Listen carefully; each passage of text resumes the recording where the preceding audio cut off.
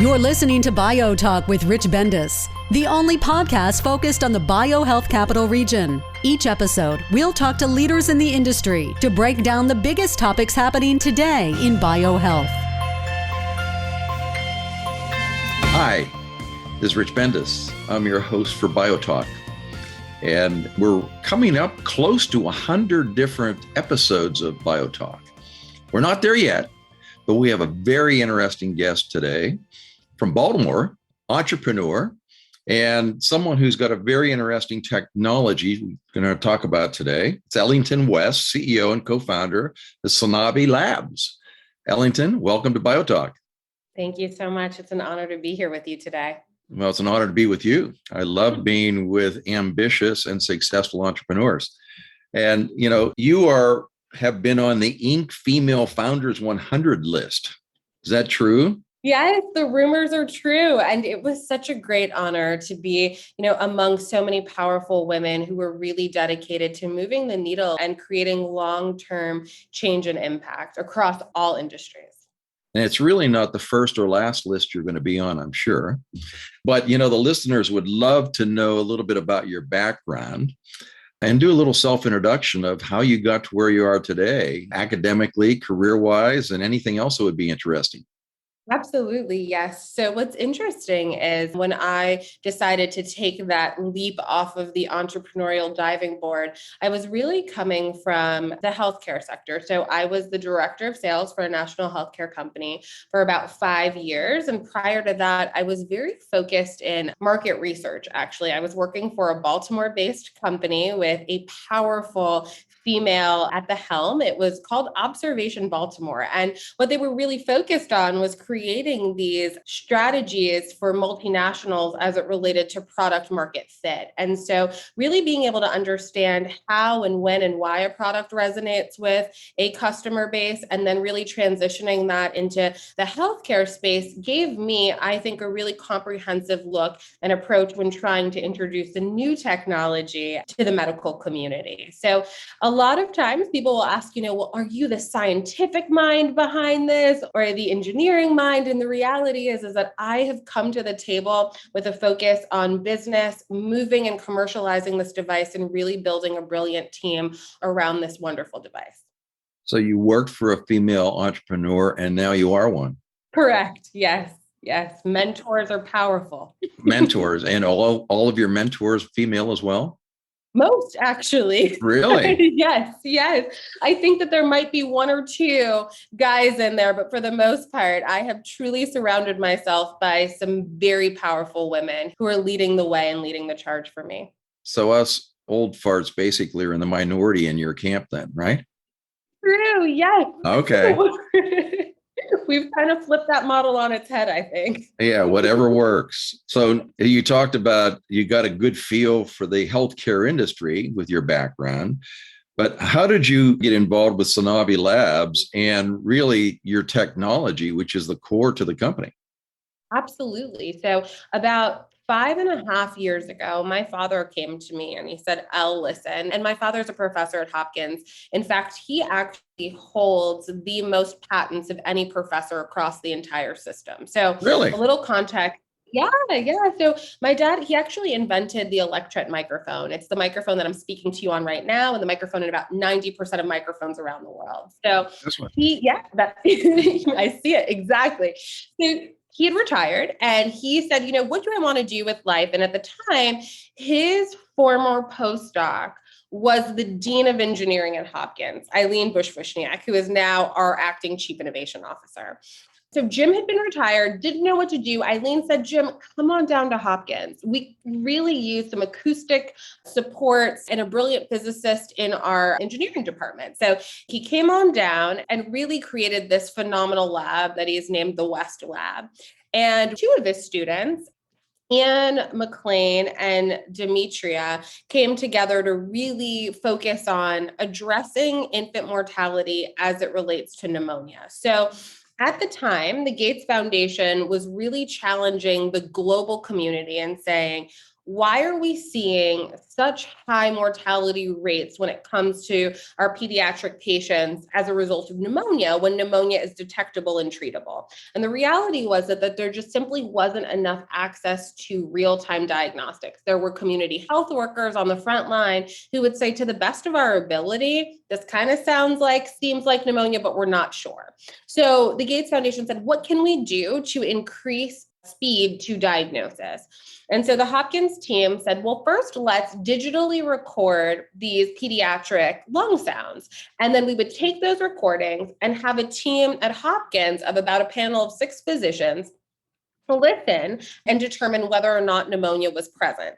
And if it was, they would call that community health worker. If that community health worker was lucky enough, they would then find that patient that they took the initial recording on and administer the intervention.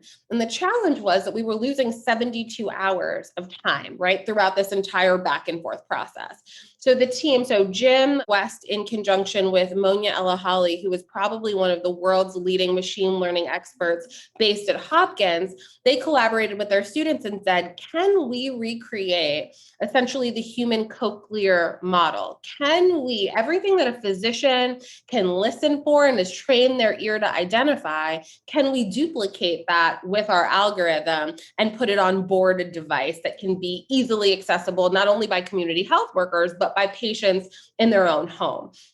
And so when the team realized that with a 97% accuracy rate that they could identify pneumonia, they then said, let's challenge it against an X-ray. So they got a panelist of radiologists, about 435 patients were reviewed, and Felix was then trained on that data to say that, not just physician agreement of what they think that they hear, but layering in an X-ray component to that really positioned not only the device, but the company to say, well, wait a second, what can we do outside of pneumonia? Are there chronic conditions that we can also tackle? So when the lab had this breakthrough, my father came to me, and Ian and I had already, started to get to know each other. And we looked at each other, and my dad said, "Elle, this technology will live and die on a shelf in the basement of Hopkins unless someone commercializes it." So I looked back to that market research past that I had, what I knew about healthcare, looked at Ian, and he and I said, I bet, we can build this team and we can make this happen. And,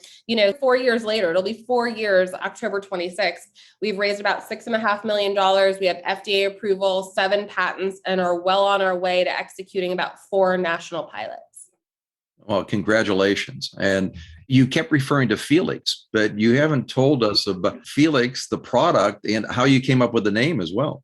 Absolutely. So it's so funny. Between the name of the company, Sonavi Labs, which is really representative of examining the sounds of life. So in that, it's sound and life in French. And then Felix, yes, is the name of our device. We wanted the device to be friendly. We started out in pediatrics, and we knew that if this device was going to be in the home of patients from a remote monitoring standpoint, we wanted it to be a welcoming and inviting additional element to either a home or a care kit. So when we very quickly moved from just focusing on the emerging markets to a very clear North American reimbursement strategy, we had to say, who is going to want Felix in their home, or what would they want the name of the device really to be that they can form a relationship with? So Felix was born in 2014. Oh, excellent.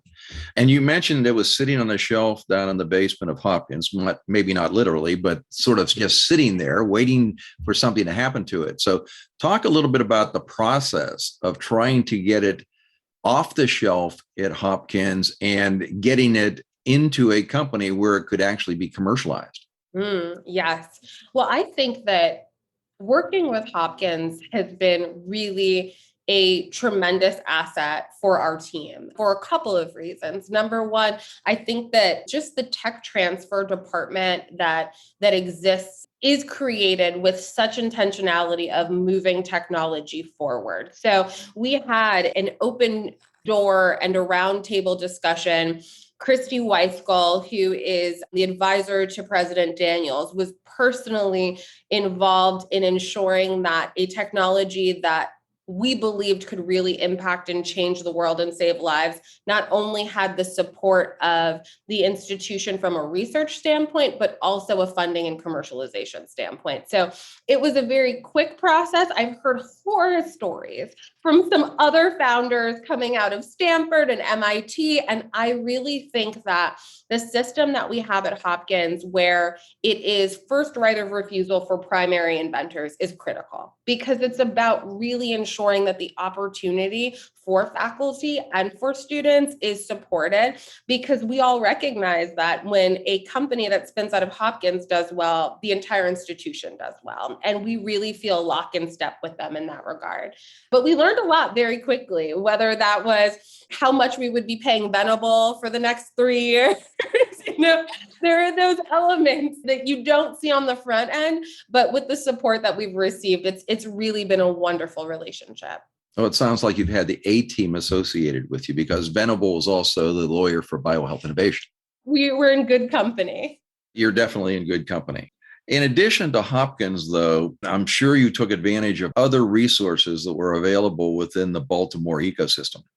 Talk a little bit about how Baltimore is, especially in receiving a new medical device, emerging entrepreneurial company, and what kind of support you got from different organizations.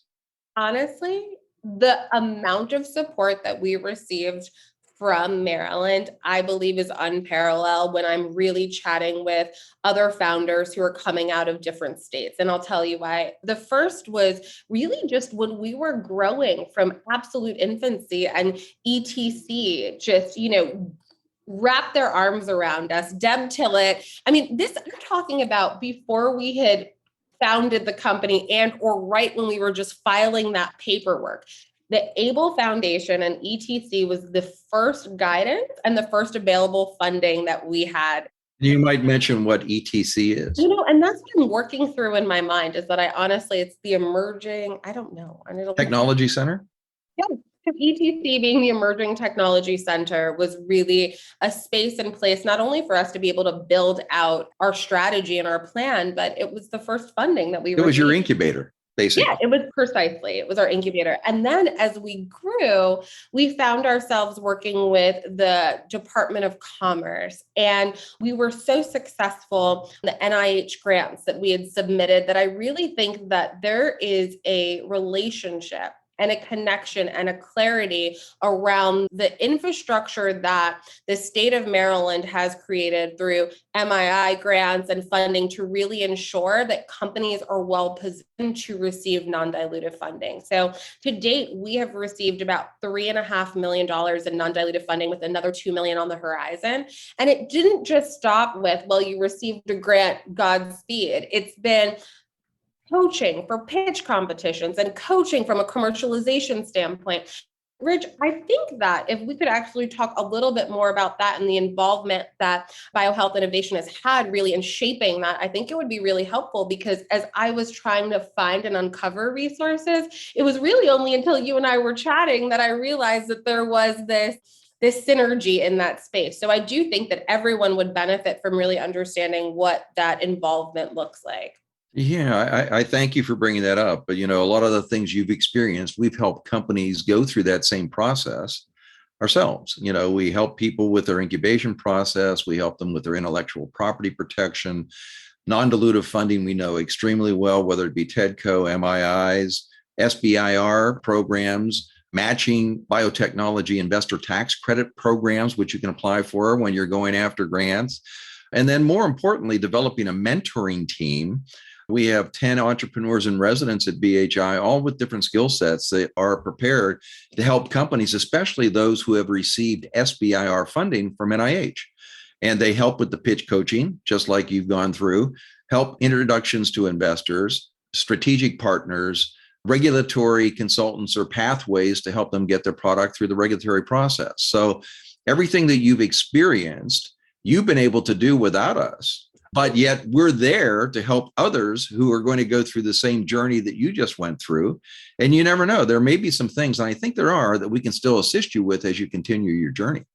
Absolutely. And thank you for that overview, because when I really think back to us kind of piecemealing all of that together and trying to decide who is the most trusted resource, it's a very difficult piece to navigate as a company when you're trying to build so many other elements. So in knowing that there's this trusted resource that's all encompassing is something that I wish that I had had the opportunity to work with sooner, but know that the future of us working together, there's a beautiful horizon there. Well, you have succeeded very well. But, we have been a partner with Johns Hopkins for many years. Christy is extremely talented in what she does.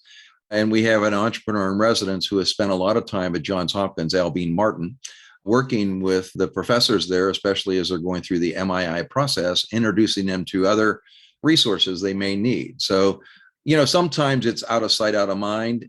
Our headquarters is in Montgomery County in Rockville, Maryland, even though we support Maryland, DC, and Virginia. But, sometimes that 35 miles between Baltimore and Rockville seems to be like San Francisco to New York. I know. And it's easier for people to just walk out their door in their backyard. And if all the resources are there, there's no reason not to use them, Ellington. Very true. Very true. I think there's such value, though, in connecting all those dots. And I'm excited that we have a community that does that. So let's talk a little bit about your funding. You've been very successful as a first-time entrepreneur going through the funding, adventure that it is, really. And the other thing, as a first-time entrepreneur, but being a Black woman entrepreneur, has there been additional challenges for you that others may not have encountered? No, I think that, it's interesting being a first-time founder, being a woman of color, and bringing to market a brand new technology that is hinging on AI in healthcare. It's like the four pillars that are the biggest flags. Like, what is happening? What are you doing? And so for me, I had to look at it as an advantage, right? I had to say, what are the unique qualifying factors that we have as a team and as a technology, and myself personally as a leader, that don't come with the by the book founder profile, right? And so being one of less than 100 women in the United States, Black women in the United States, to raise over $1 million in venture funding for their company is a very difficult but real statistic. And so I have known that maybe the road wouldn't be the easiest for me, but I accept the challenge because I recognize twofold what it is that I'm on a mission to do. The first is to ensure that this technology gets in the hands of the people that need it the most. And the second is to redefine what the profile looks like for a med tech leader. And I think that those two missions are equally valuable.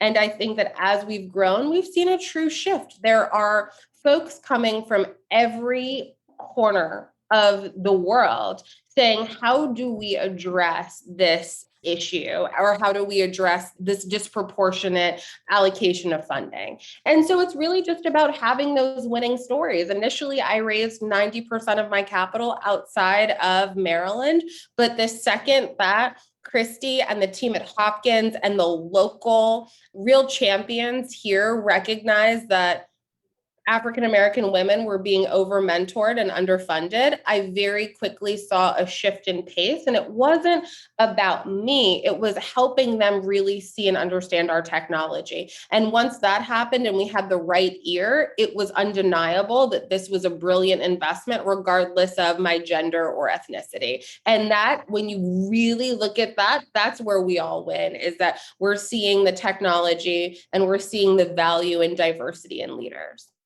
Very eloquently stated.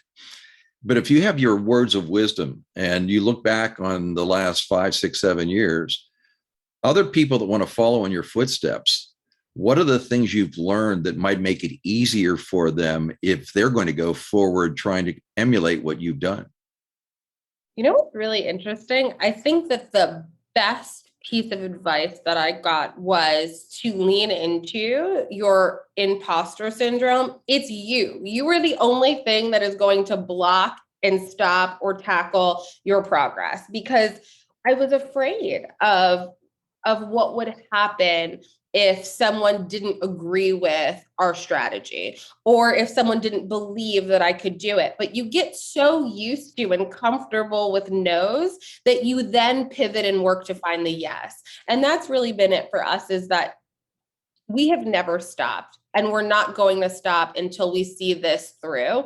And that is just the tenacity and energy that you need, because you are going to be surrounded by disappointment and failure and recognizing that it isn't easy. And I've said this 1,000 times, as a first-time founder, in retrospect, I would have never probably dove headfirst into Everest, which is, a software as a diagnostic requiring reimbursement pathway. No, but I'm so thankful that I did, because it takes that unique lens. And thank God I'm young, because I don't know if I would have been able to do this 10 years from now.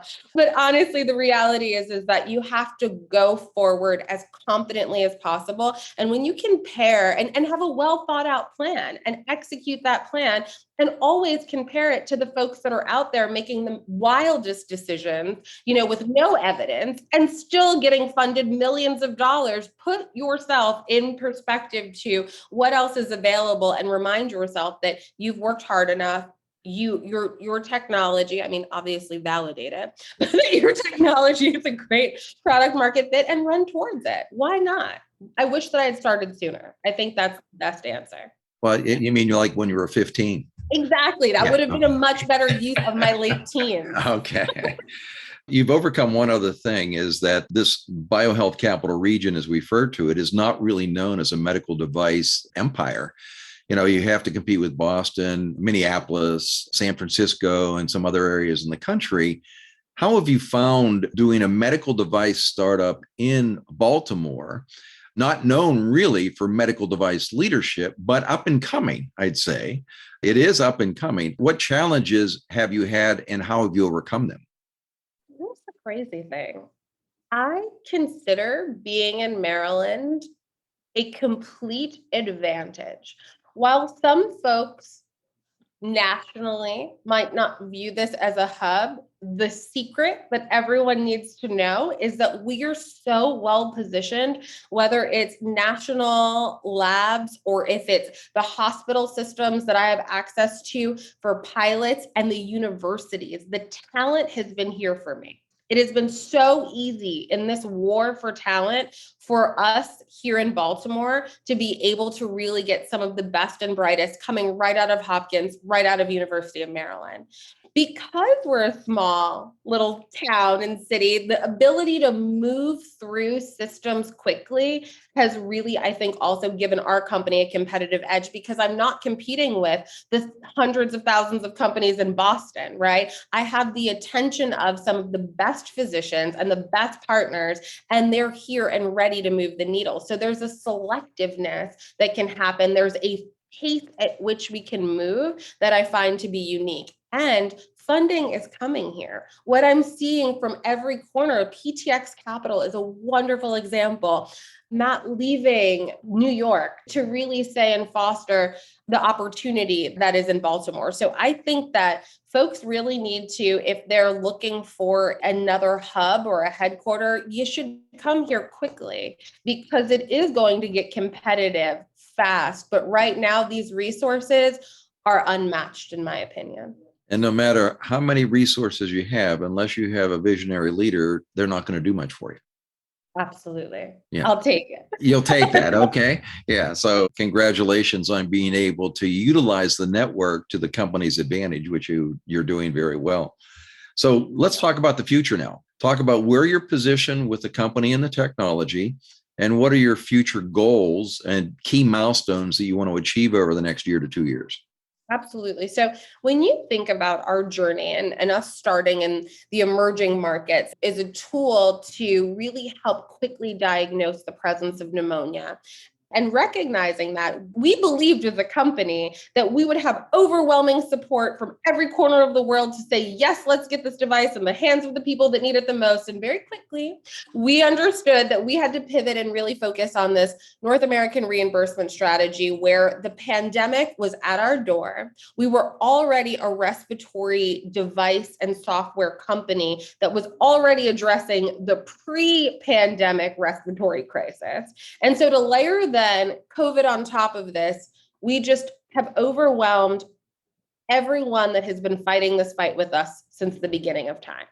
And so we see this device really being utilized in a couple of ways. The first is just being able to enhance a telehealth visit for patients. Right now, your telehealth visit is the equivalent of a Zoom call. Your physician cannot hear the sound of your lungs, cannot hear the sound of your heart. And we really wanted to ensure that a patient could have a full clinical workup in the comfort of their own home. So this is just the device being distributed with our partners at large telehealth companies who really want to enhance and have a competitive edge on their telehealth visit. That second phase is really focusing on the diagnostic component, where we're the first company in the world that is saying you don't need to use an X-ray to confirm the presence of pneumonia. You can utilize a device to do the exact same thing in 40 seconds without radiation. But then the third and most important, powerful piece that I believe will make Felix as ubiquitous as a thermometer is our chronic management program, where we will be able to predict asthma exacerbations, COPD exacerbations, and also test out and prove the efficacy of treatments that patients are having in their home. We really wanted to focus on understanding where each patient stands to their condition every day. And the only way to do that is to utilize brilliant medicine, engineering, and acoustics. And so my goal is, as I mentioned, for the device to be as ubiquitous as a thermometer in everyone's medicine cabinet, because as we grow out of respiratory and really check off all of those indications, cardiovascular health is at our front door, as well as digestive system sound. So we're really excited to essentially whatever a physician can diagnose with the stethoscope, we hope to be able to match with Felix. In no way to replace a doctor at all, but to really offer, I think, a clear, personalized point of care approach for patients at home and diagnostic support for clinicians anywhere in the world, because that really is our goal, is to be able to get back and to do so well here that we can very easily serve where our heart is, which is in those emerging markets. That's one thing I didn't drill down on. It's really the clinical as well as home health aspects and going into both markets. The key is, are you going to be able to get the price point to a level that it's going to be appealing for the home health care market for everyone to have it in their medicine cabinet? Absolutely, yes. That's been one of our greatest focuses, is that optimization of the device. We've already identified some elements that will reduce the cost by 40%, and we're utilizing our Series A round of funding to really help support that optimization, because cost is key. And so but let's also expand this a little bit for that home health. We're really utilizing payers. So the device will be covered by insurance companies to reduce and remove that cost barrier. Understand. So I guess you've got all of these great goals. There are probably some impediments or challenges ahead of you. So what do you lose sleep over on Friday night as you're getting ready to go for the weekend to relax, maybe? Relax? What is this relax? Yeah. And think about what the big challenges are for the next week. What are you losing sleep over? I would say that the supply chain issue that we're all dealing with as a global community as it relates to the pandemic has really been the most challenging piece. We are a hardware and software solution, so we've really had to become quite strategic in ensuring that our inventory can match our demand. So absolutely supply chain and identifying a vendor A, B, C, and D. And so we've been lucky to work with Harbor Designs and Manufacturing, which is a Baltimore-based company, ISO certified, that is prepared us with an A through Z alternative distribution and vendor option. But certainly that, and I will have to be honest with you too, it's adoption, that while we're seeing an increase in adoption of telehealth across the board, it's still difficult to get patients to be compliant and for them to trust this space. So we know that that's our uphill battle, that we see the benefit, right? But it's in educating all patients on the value that will probably also be one of our greatest lifts.